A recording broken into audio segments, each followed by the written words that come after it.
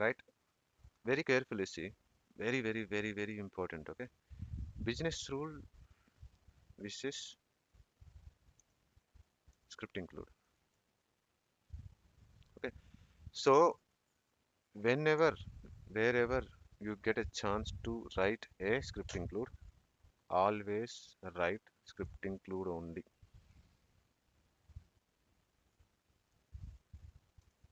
Okay. Why? Because what is the main difference between script include and a business rule? Anyone can tell me?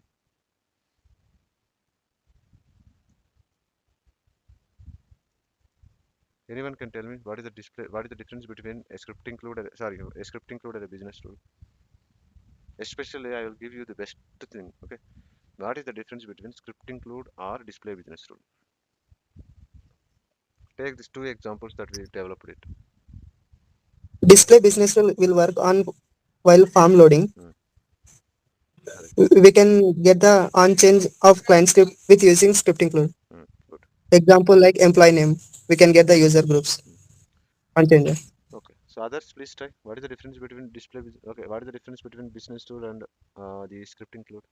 Please try. Everyone, please try.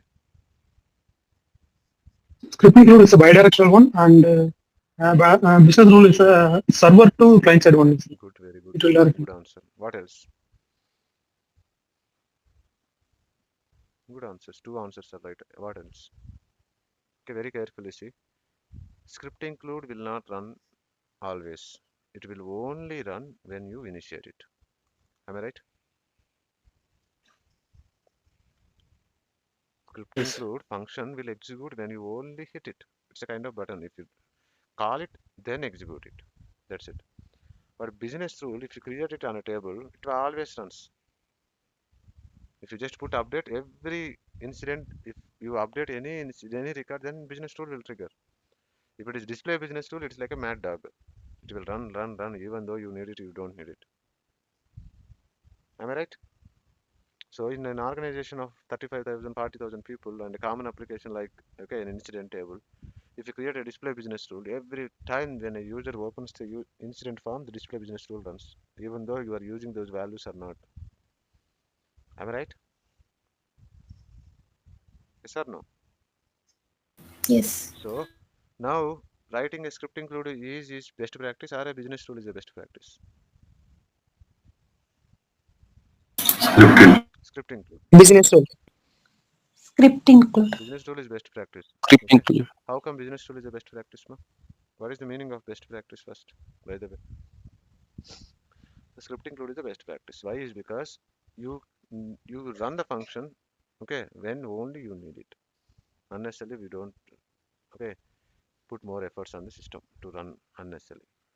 So script include is always the best practice. Okay.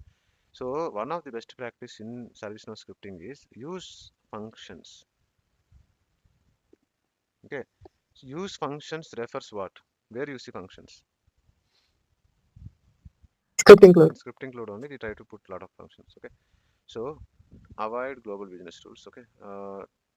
Try implement. Okay. Script include then business rules. Okay, this is also okay. Now